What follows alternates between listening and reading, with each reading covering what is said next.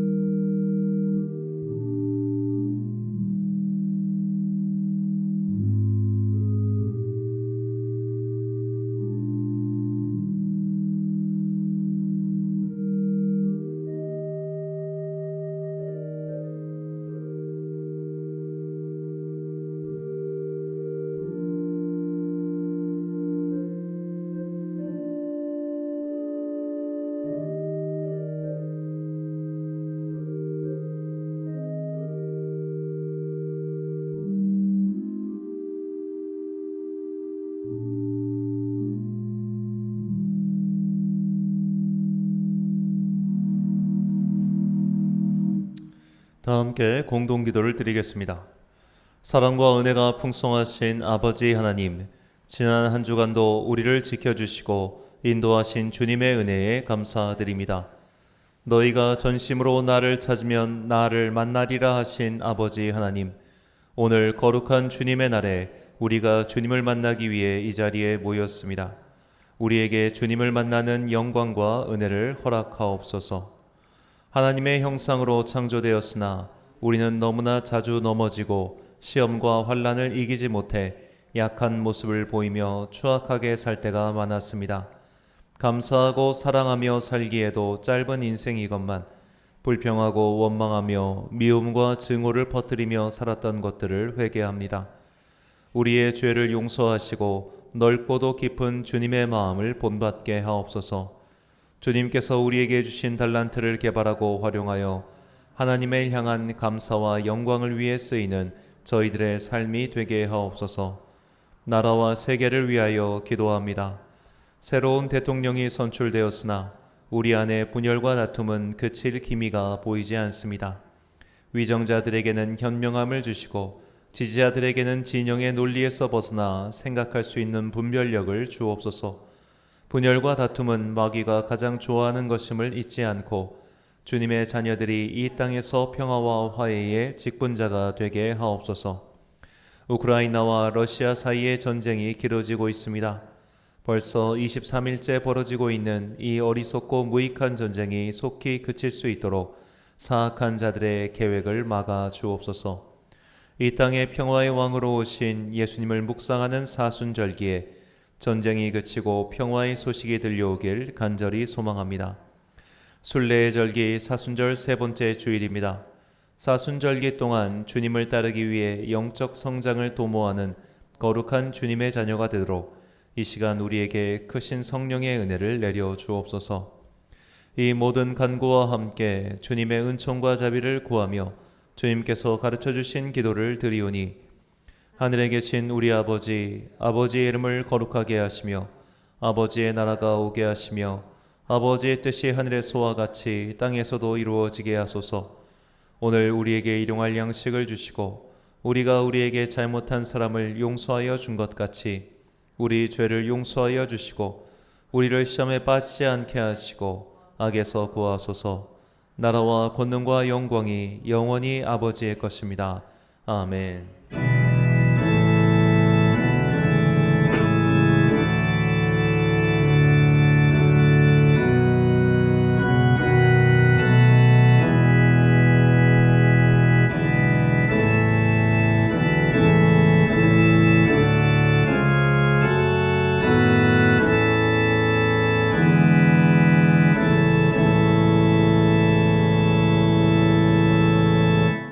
사제의 말씀 선포하겠습니다. 그가 찔림은 우리의 허물 때문이요 그가 상함은 우리의 죄악 때문이라. 그가 징계를 받음으로 우리는 평화를 누리고 그가 채찍에 맞음으로 우리는 나음을 받았도다. 우리는 다 양 같아서 그릇 행하여 각기 제 길로 갔거늘 여호와께서는 우리 모두의 죄악을 그에게 담당시키셨도다. 아멘. 우리 주님께서는 세상의 고통과 무관하지 않으십니다. 이미 세상을 깨끗이 하신 주님께서는 다시 죄로 인해 더러워지는 세상을 보며 마음 아파하고 계십니다. 내 방부터 깨끗이 정리해야 집안을 정돈할 수 있듯이 먼저 우리의 영혼을 주님의 은혜로 정결하게 해달라고 기도합시다. 내 삶 속에 은혜의 울타리를 치고 그 안을 정리하고 나면 그 울타리는 점점 넓어질 것이며 그 안에 들어간 존재들은 주님의 평화를 얻게 될 것입니다. 평화의 왕으로 오신 주님을 따라 내 삶의 울타리 안에 평화의 영역을 넓혀가는 주님의 사도들이 되시길 간절히 축원합니다. 교독문 126번을 함께 교독하시겠습니다. 여호와여, 나의 영혼이 주를 우러러 보나이다. 하나님이여, 내가 주를 의지하여 싸우니 나를 부끄럽지 않게 하시고 나의 원수들이 나를 이겨 개가를 부르지 못하게 하소서. 수치를 당하지 아니하려는 일과 까닭없이 속이는 자들은 수치를 당하리이다. 여호와여, 주의 도를 내게 보이시고 주의 길을 내게 가르치소서. 주의 진리로 나를 지도하시고 교훈하소서. 주는 내 구원의 하나님이시니 내가 종일 주를 기다리나이다. 여호와여, 주의 긍휼하심과 인자하심이 영원부터 있었사오니 주여 이것들을 기억하옵소서. 여호와여, 내 젊은 시절의 죄와 허물을 기억하지 마시고 주의 인자하심을 따라 주께서 나를 기억하시되, 여호와는 선하시고 정직하시니 그러므로 그의 도로 죄인들을 교훈하시리로다.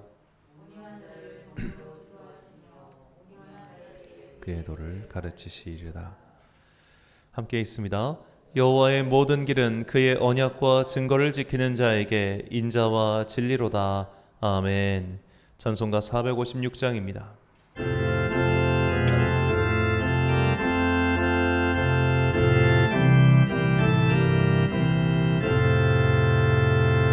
거친 세상에서 실패하거든 그 손 못 잡은 만져라.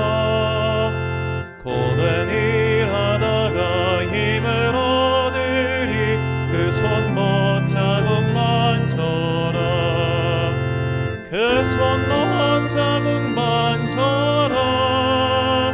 그 손 못 잡은 만져라. 주가 널 지키며 인도하시리. 그 손 못 잡은 만져라. 내가 어둠 속을 걸어갈 때에 그 손 못 잡은 만져라. 주가 참 평안을 내게 주시니 그 손 못 잡은 만져라. 그 손 못 잡은 만져라. 그 손 못 잡은 만져라. 주가 널 지키며 인도하시리. 그 손 못 잡은 만져라. 만일 주 따라가려면 그 손 못 잡은 만져라. 내가 주 안에서 길을 살리라. 그 손 못 잡은 만져라. 그 손 못 잡은 만져라. 그 손 못 잡은 만져라. 주가 널 지키며 인도하시리. 그 손 못 잡은 만져라. 너의 죄악의 짐 무거울 때에 그 손 못 잡은 만져라. 마음 문 열고서 주를 모셔라. 그 손 못 잡은 만져라. 그 손 못 잡은 만져라. 그 손 못 잡은 만져라. 주가 널 지키며 인도하시리. 그 손 못 잡은 만져라. 지난주 봉헌하신 분들입니다. 주정금 김정학 집사님 가정에서 드리셨습니다. 이선민 집사님 가정에서 주정금 드리셨습니다. 감사헌금 드렸고요. 11조헌금 한승원 어린이, 송금란 권사님, 오광길 장로님, 또 김정학 집사님 가정에서 드리셨습니다. 건축헌금 오영은 집사님, 성교헌금 또 오영은 집사님, 또 사모님 드리셨고요. 특별헌금 백만기 목사님 드리셨습니다. 또 일천번제헌금 드리셨습니다. 드린 예물 위하여 봉헌기도 드리겠습니다. 사랑과 은혜가 충만하신 아버지 하나님, 사순절 순례의 전개를 맞이하여 우리에게 한결같은 은혜를 내려주시니 참으로 감사합니다. 주님께서 우리의 죄를 지고 십자가에서 죽으셨기에 우리는 하나님과 화목하게 되었고 그 평화를 누리고 있습니다. 오늘도 그 화목의 평안을 누리는 자들이 감사함으로 예물을 드립니다. 모든 것이 주님께로 왔음을 고백하는 성도들에게 특별한 복과 은혜를 내려 주옵소서. 이 땅을 사는 동안 재물로 인해 큰 어려움을 겪지 않게 복을 내려주시고 이 땅에서 메뚜기 떼와 황충들이 좀 먹지 않도록 그들의 가산을 지켜주옵소서. 코로나 바이러스의 확산이 막바지에 접어들었습니다. 하루에도 수십만 명씩 감염자가 속출하는 지금 불안에 떨고 있는 자녀들을 지켜주시고 우리 안에 잃어버린 평화와 사랑의 교제가 속히 회복되게 하옵소서. 오로지 주님의 은혜만을 사모하기에 예배를 드리는 주의 자녀들을 기억하시고 각양각색의 은혜로 그들을 채워주시길 간절히 소망합니다. 봄의 막바지 꽃샘추위가 성도들의 건강을 상하게 하지 않도록 따뜻한 성령의 은총을 내려주시길 간절히 소망합니다. 연로하신 성도님들께 봄의 기운이 그들의 몸을 덮어 주님께서 주시는 힘으로 살아가게 하옵소서. 이제 주님의 말씀을 듣습니다. 이 말씀이 우리 각 사람과 우리 교회에 주시는 주님의 편지가 되길 소망하오며 예수님의 이름으로 기도드립니다. 아멘.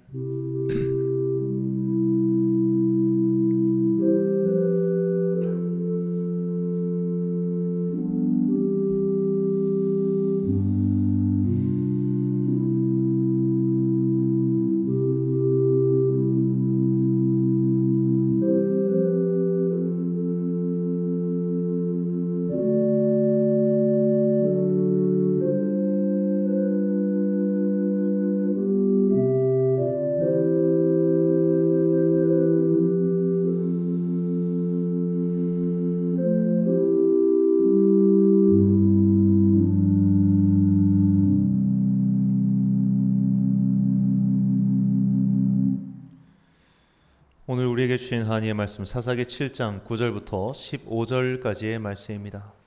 사사기 7장 9절부터 15절까지의 말씀. 저와 함께 한 절씩 교독하시겠습니다.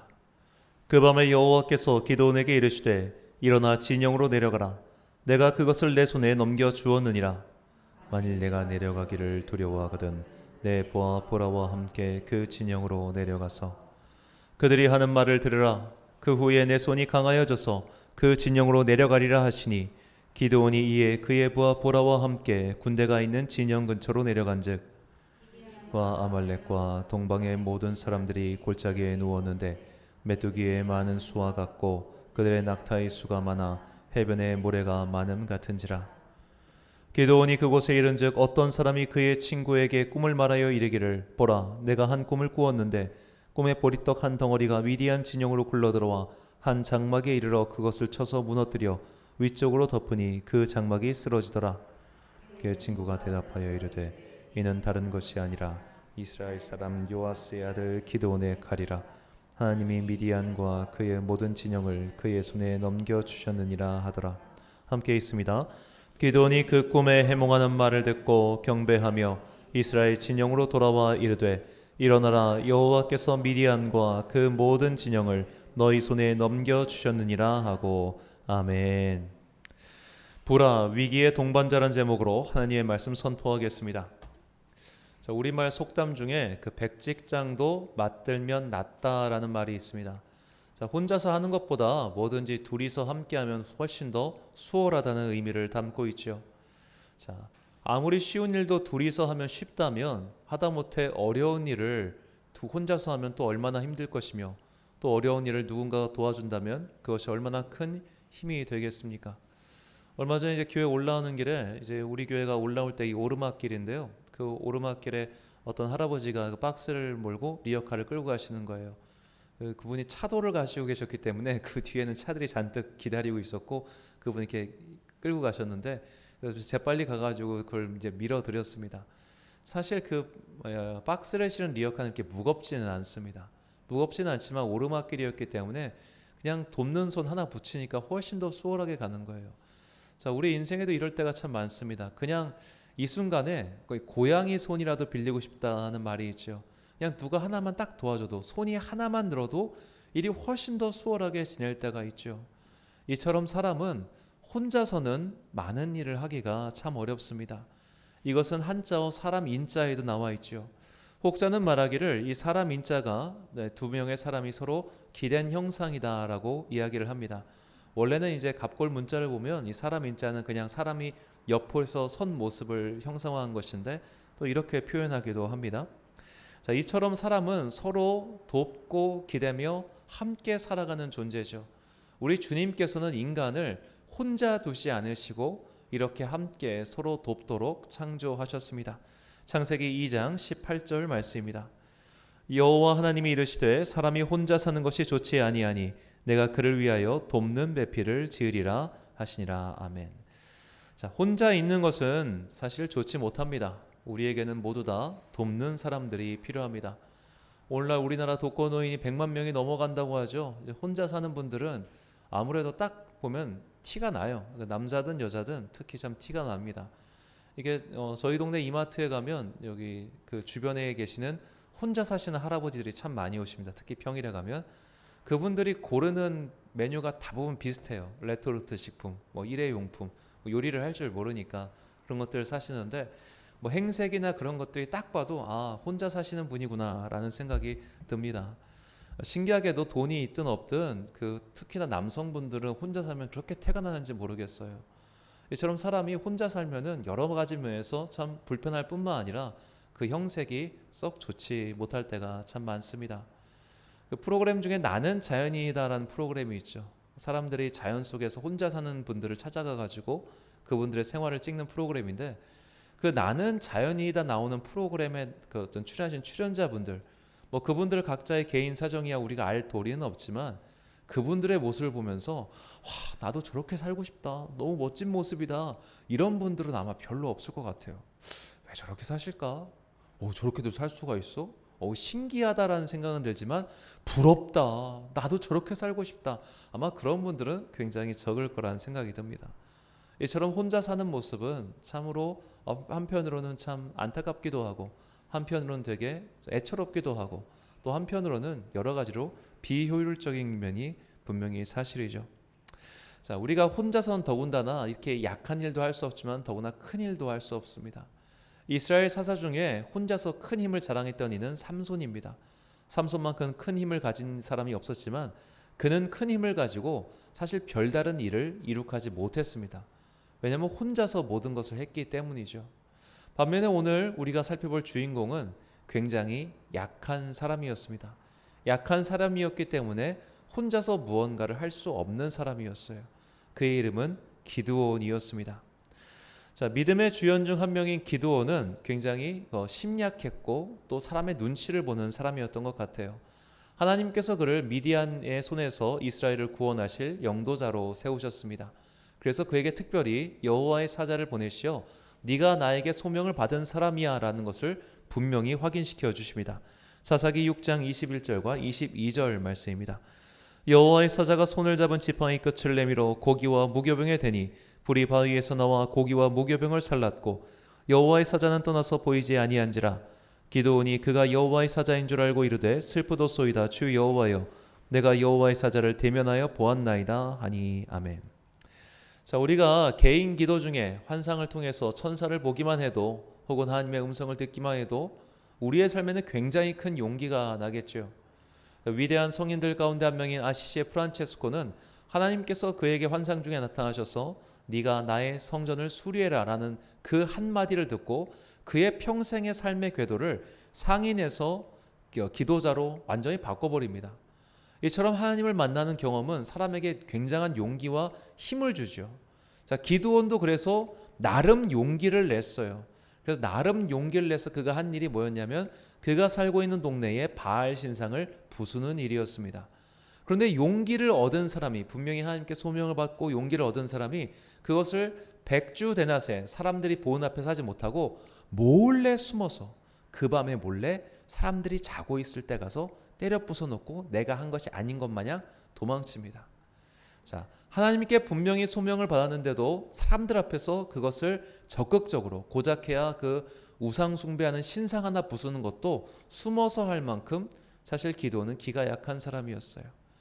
자, 그래서 기드온은 하나님께 다시 한번 내가 당신께 명령을 받아서 이 전쟁을 수행할 때 주님께서 나와 함께 하신다는 것을 보여주세요라고 해서 한 번 더 기적을 요구합니다.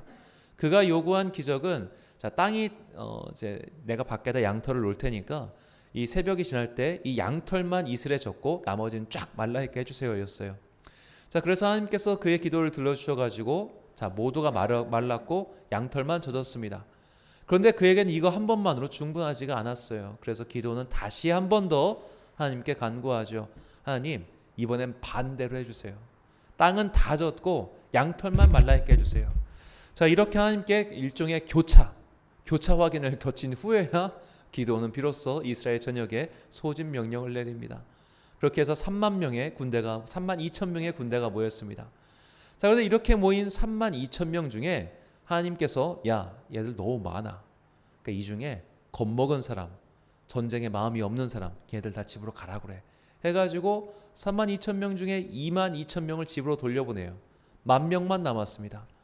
야, 그래도 10,000명이면 어떻게 싸울 수 있겠지. 뭐 도움 안 되는 2만 2천 명 있어봤자 오히려 전쟁을 어지럽히기만 하겠지 해가지고 10,000명을 데리고 싸울 준비를 했는데 하나님께서는 그것도 많다고 하시면서 야, 그것도 많으니까 이 중에서 더더욱 준비된 300명만 추려보자 해가지고 이제 기드온에게는 3만 2천 명의 병력에서 100분의 1로 줄어든 300명만이 남게 되었습니다. 자, 이제 쳐들어오는 적들 미디안 군대는 숫자조차 파악이 안 될 만큼 많았어요. 근데 자신에겐 지금 고작 300명뿐입니다. 하나님께서 그에게 2번에 걸쳐서 확실한 표징을 보여주셨습니다. 그럼에도 불구하고 기드온은 여전히 불안한 거예요. 그렇게 여전히 불안한 기드온에게 하나님께서 명령을 내리십니다. 본문 9절 말씀입니다. 그 밤에 여호와께서 기드온에게 이르시되 일어나 진영으로 내려가라. 내가 그것을 내 손에 넘겨 주었느니라. 자, 일어나 진영으로 내려가라 이 말은 네가 직접 가서 적들의 상황이 어떤지 정탐하고 오라는 겁니다.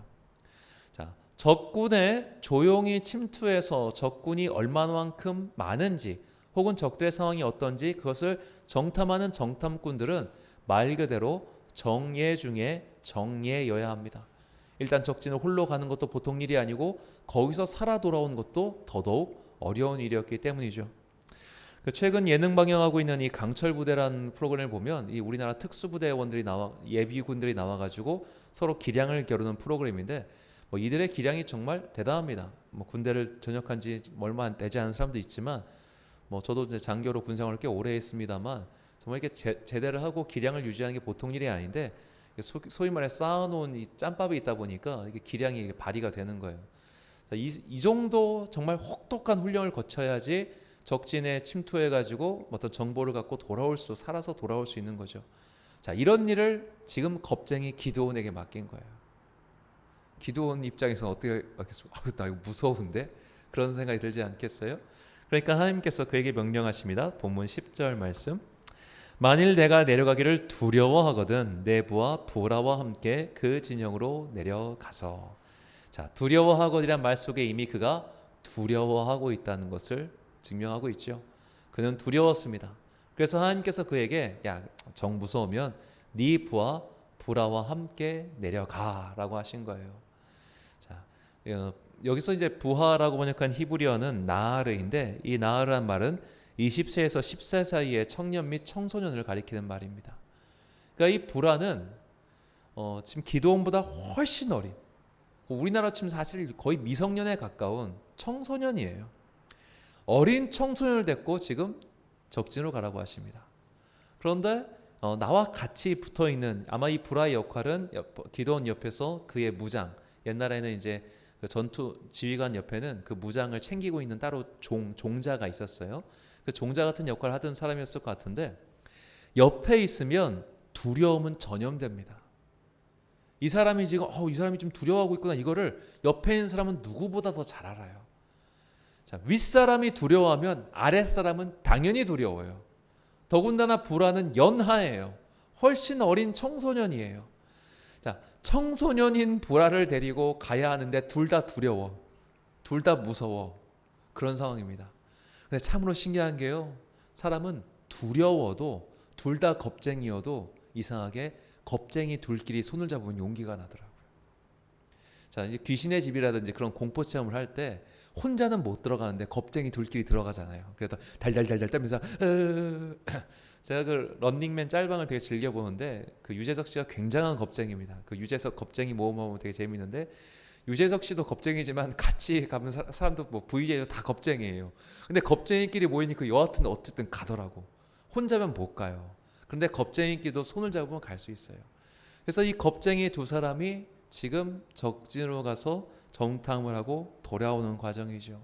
자, 이렇게 둘이서 갔다는 게 오늘 말씀의 핵심입니다. 혼자서는 못해도 비록 겁쟁이라 할지라도 두 사람이면 갈 수 있다는 거예요.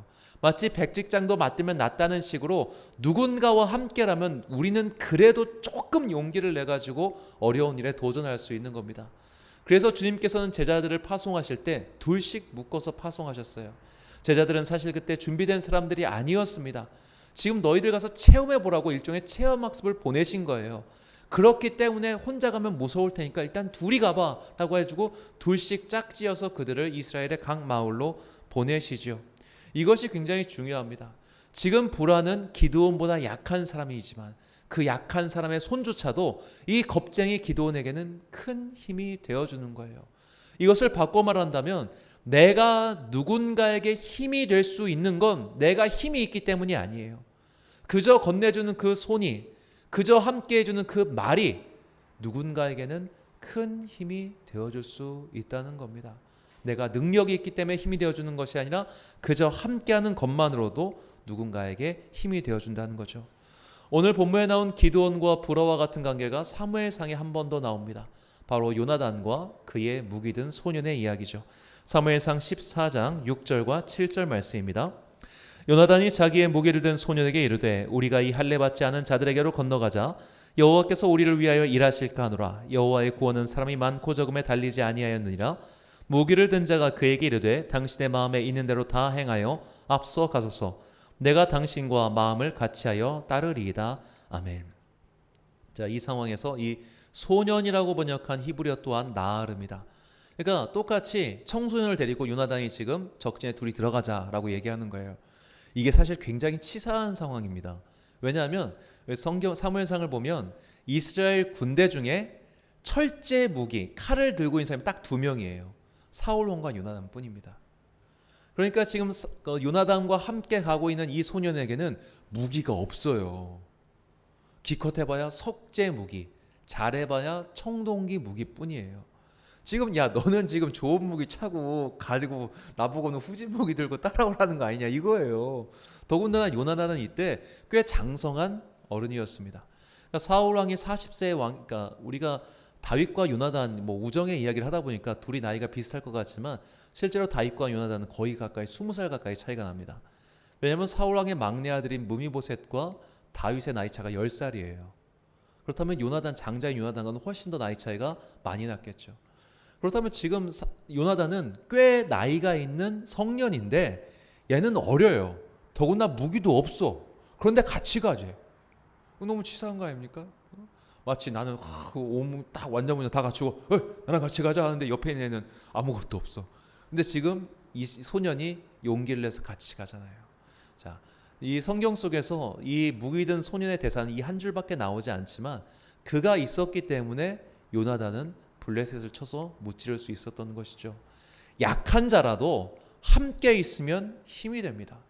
그러므로 내가 누군가를 도와주기 위해서 내가 무언가 큰 힘이 있어야 돼라고 생각할 필요가 없는 거죠.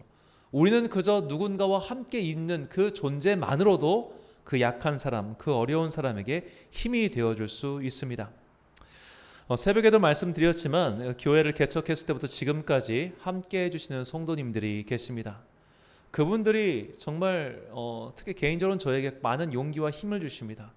많은 헌금을 하시기 때문에 용기와 힘을 주시는 게 아니에요. 정말로 그 옛날의 그 인연을 기억해서 지금까지 거의 한 2년 가까운 세월 동안 빠지지 않고 계속 기억하시고 기도해 주시고 헌금하시는 분들. 어떤 분은 2년 동안 얼굴 한 번도 못 뵌 분이 있어요. 어떤 분들은 참 많은 분들 너무 감사한 분들 참 많은데 제대로 제가 보답도 못 드리고 그냥 기도 외에는 정말 할 수 있는 게 아무것도 없는 그렇게 하는 분들이 참 많습니다. 그런 분들이 많은 것을 주셔서 우리가 힘을 얻는 것이 아니라 그저 함께하고 계시구나 이것 때문에 힘과 용기를 얻는 것이죠. 우리가 누군가에게 그런 사람이 되어야 한다고 주님께서는 말씀하시는 겁니다. 누가복음 10장 36절과 37절 말씀입니다. 내 생각에는 이 세 사람 중에 누가 강도 만난 자의 이웃이 되겠느냐 이르되 자비를 베푼 자니이다. 예수께서 이르시되 가서 너도 이와 같이 하라. 아멘. 자, 위기의 순간 기드온 옆에 있었던 부라처럼 적진 가운데 함께 들어갔던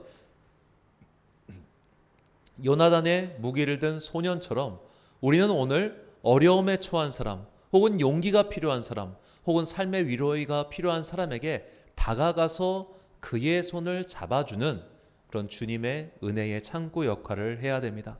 일종의 누군가를 도와주는 고양이 손과 같은 역할을 해야 한다는 것이죠.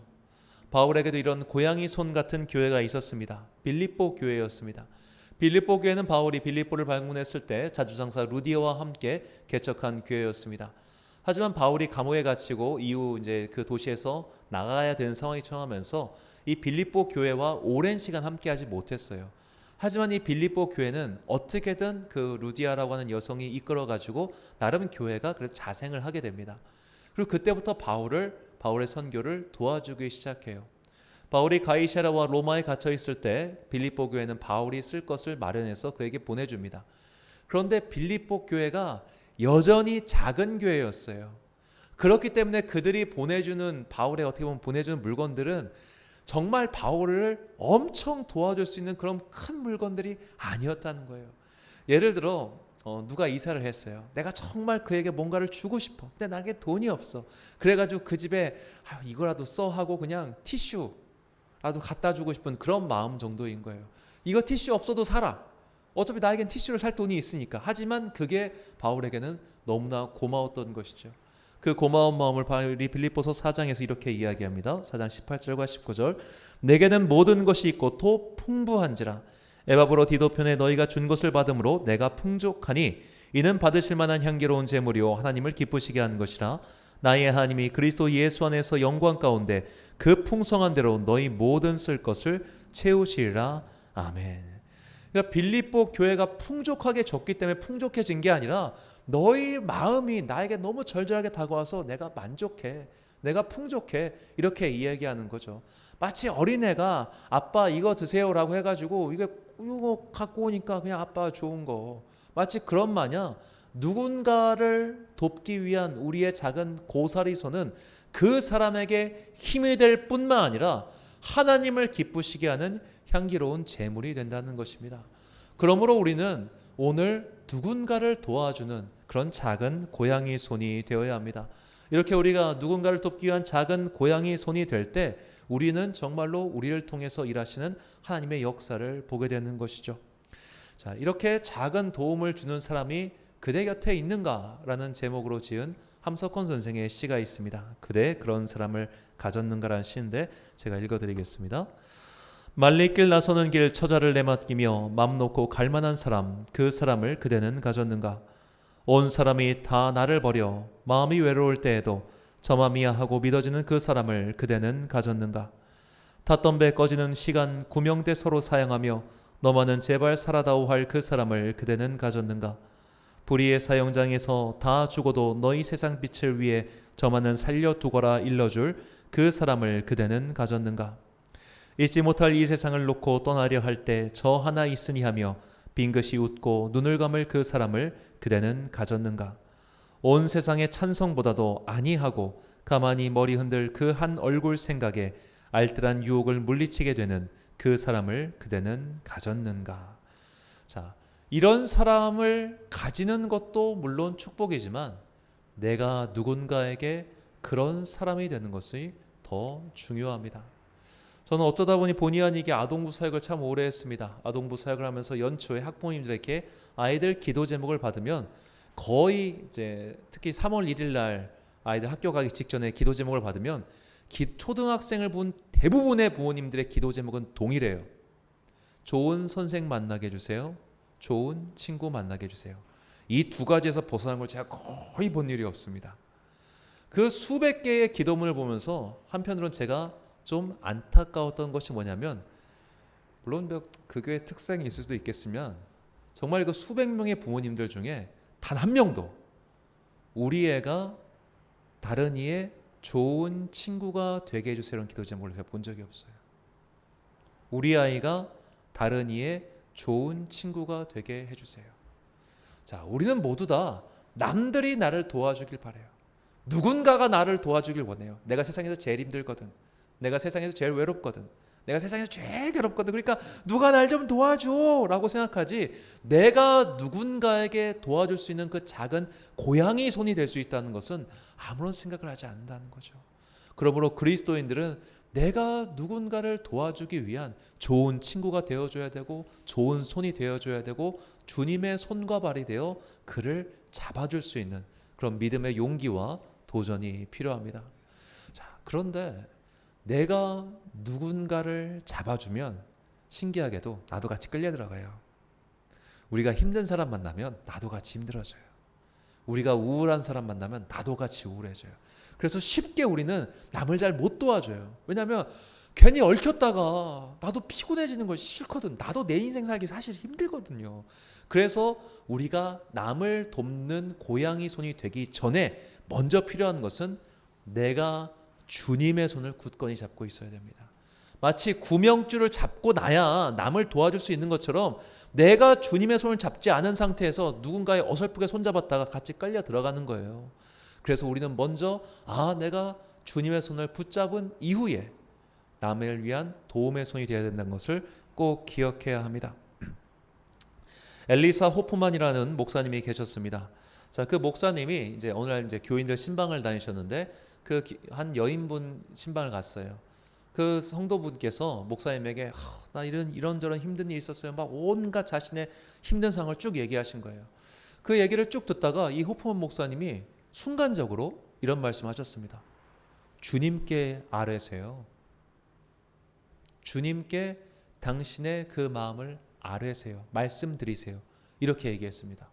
그 말을 들은 그 성도님 순간 뻥 져가지고 잠시 먹먹하게 있다가 네, 이제 주님께 아뢰야겠네요 라고 대답했다고 합니다. 자, 그때 이를 바탕으로 쓴 그분의 찬송시가 찬송가 337장 내 모든 시험 무거운 짐을 이었어요. 자, 그 호프만 목사님이 지금 그녀를 향해 혼내기 위해 비꼬기 위해 하는 것이 아니라 정말 순간적으로 그 마음이 생각나서 그에게 전한 것이죠. 그리고 아마도 그 성도님은 목사님에게 그 말을 한 이유가 나 좀 도와줘, 내 손 좀 잡아줘, 아마 그런 마음이었을 수도 있겠어요. 호프만 목사님이 이걸 정확히 기록하진 않았기 때문에 정확히 우리가 그들이 어떤 마음으로 서로 그 문답을 나누는지 우리가 알 수는 없지만 적어도 우리가 하나님께 내 마음을 먼저 아뢰고 하나님께 도와달라고 먼저 아뢰는 게 선결 과제라는 겁니다. 이것을 하지 않으면 우리는 자꾸만 사람만 쳐다봐요. 누가 나를 도와줄 것인가? 누가 나를 도와줄 만한 힘이 있는 자인가? 누가 나를 이 어려운 환난에서 구해줄까? 주님께 아뢰기 전에 자꾸만 사람을 구하면은 이제는 주님께는 내 모든 걸 다 결정해 놓은 뒤에 하나님, 나 계획 다 세웠어. 완벽한 계획을 세웠어. 나 도와줄 사람도 정해놨고 이것을 어떻게 함께 플랜을 쫙 짜놨으니 이 플랜 위에 역사하사 이대로 이루어지게 하소서라는 기도만 하게 되는 거죠. 먼저 주님께 하나님, 내가 이런 어려움을 당하고 있어요. 내가 이런 힘든 일이 있어요. 어떻게 하면 좋을까요? 라고 아뢰고 있으면 신기하게 돕는 손이 나타나는 겁니다. 누군가 고양이 손이 나타나는 거예요. 그러니까 우리가 인생의 어려움을 내가 만났을 때 우리는 그 어려움을 해결하는 순서를 먼저 주님의 손을 붙잡아야 된다는 겁니다. 그러면 신기하게 내 손을 붙잡아줄 또 다른 존재가 나타나요. 또한 내가 누군가를 도와주기 전에 먼저 나는 지금 주님의 손을 분명히 붙잡고 있는가 이것을 확인하고 또한 그에게 돕는 손을 뻗어야 됩니다. 이 복음의 진리를 알고 있었던 바울은 우리에게 이렇게 권면합니다. 고린도후서 4장 7절부터 10절까지의 말씀 우리 같이 한 목소리를 읽겠습니다. 시작. 우리가 이 보배를 질글새 가졌으니 이는 심히 큰 능력은 하나님께 있고 우리에게 있지 아니함을 알게 하려 함이라. 우리가 사막으로 우겨쌈을 당하여도 쌓이지 아니하며 답답한 일을 당하여도 낙심하지 아니하며 박해를 받아도 버림받지 아니하며 거꾸로 뜨림을 당하여도 망하지 아니하고 우리가 항상 예수의 죽음을 몸에 짊어짐은 예수의 생명이 또한 우리 몸에 나타나게 하려 함이라. 아멘. 사랑하는 천안 광성교회 성도 여러분, 그리고 이 예배를 함께 드리고 계신 귀한 주님의 자녀 여러분, 우리는 우리의 작은 손이라도 뻗어 우리보다 더 어려운 이웃을 도와줘야 합니다. 내가 능력이 있기 때문에 그를 건져 올릴 수 있는 것이 아니라 그 작은 손이 누군가에게는 굉장히 큰 용기가 되기 때문에 우리는 마땅히 주님을 따라서 그 일을 행해야 됩니다. 그러나 우리는 그보다 먼저 우리가 주님의 손을 붙잡고 있어야 합니다. 주님의 손을 붙잡지 않은 채 남을 향해 손을 뻗으면 그가 사방에 우겨쌈을 당하고 있을 때 같이 우겨쌈을 당하게 돼요. 하지만 내가 주님의 손에 붙들린 자가 되면 그 어떤 세상의 권세도 그 어떤 절망도 우리를 감히 침범할 수 없게 되며 주님의 그 강하신 손이 나와 그 사람을 모두 다 끌고 안전한 곳으로 이끌어 주시는 그런 능력과 구원의 손이 되어 주십니다. 내 인생에 여러 가지 어려움과 또한 고민이 있다면 먼저 주님께 아뢰십시오. 그렇게 주님께 아뢰고 주님께 지혜를 구하고 주님 내가 내 힘으로 어찌할 수가 없으니 제발 날 좀 도와주세요 간구하면 주님께서는 반드시 누군가 돕는 손길을 우리에게 보내주십니다. 그렇게 돕는 손을 경험하고 나 또한 다시 주님의 은혜가 되어 이 땅 가운데 어려운 모든 사람들에게 그런 사랑의 손길을 뻗어가는 우리 모든 교우들 되시길 주님의 이름으로 축원합니다. 기도하겠습니다. 사랑과 은혜가 풍성하신 아버지 하나님, 주님께서는 우리를 이웃을 돕는 손으로 보내주셨습니다. 오늘도 이 땅 가운데는 참으로 외롭고 어려운 사람들이 많이 있습니다. 그들에게 필요한 것은 수억 원의 돈도 아니고 수많은 사람들도 아니라 그저 고양이 손과 같은 작은 도움임을 우리에게 깨우쳐 주시니 감사합니다. 이제 눈을 들어 내 주변에 어려운 사람, 외로운 사람, 괴로운 사람이 있다면 그에게 손을 뻗어 작은 도움의 손 되게 하여 주옵소서. 그러나 무엇보다 주님, 우리가 먼저 주님의 손을 붙들기를 원합니다. 이 땅을 살아가는 동안 주님의 손이 없으면 우리 또한 사방에 우겨쌈을 당할 수밖에 없사오니 주님께서는 우리를 이곳에서 건져주사 평안의 길로 인도하심을 믿습니다. 오늘도 마음이 괴롭고 답답하고 어려운 것이 있다면 사람에게 의지하기에 앞서 먼저 주님께 아뢰고 주님의 손을 꽉 붙잡고 이 어려운 환난길을 통과해 나아가는 주의 자녀 되게 하여 주옵소서. 오직 기도만이 어려움을 깨는 주님의 권능을 불러일으키는 성도의 힘이 됨을 믿사오니 기도함으로써 어려움을 물리치고 또한 주님의 돕는 손을 기다리는 그런 능력의 성도 되게 하여 주옵소서.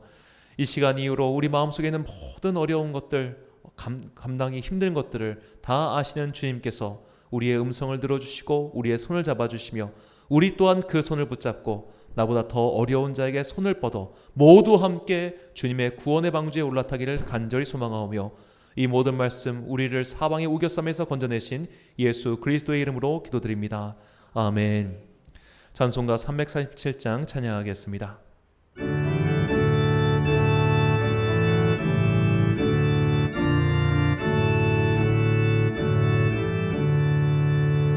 내 모든 시험 무거운 짐을 주 예수 앞에 아뢰이며 근심에 쌓인 날 돌아보사 내 근심 모두 맡으시네.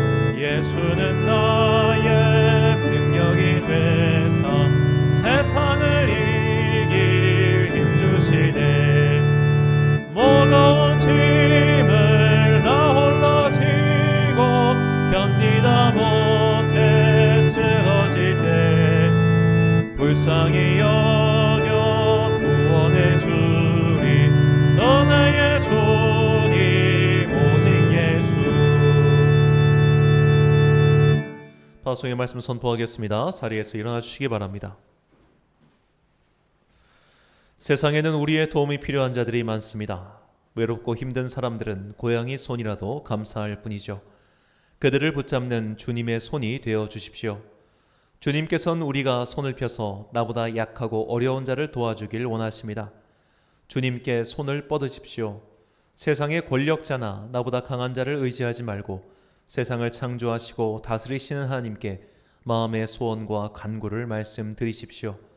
주님께 손을 뻗어 그 손을 붙잡은 사람만이 다른 이에게 온전한 도움의 손을 뻗을 수 있음을 잊지 마시고 어려운 일이 닥칠 때마다 항상 주님께 먼저 간구하는 자녀들이 되시길 간절히 축원합니다.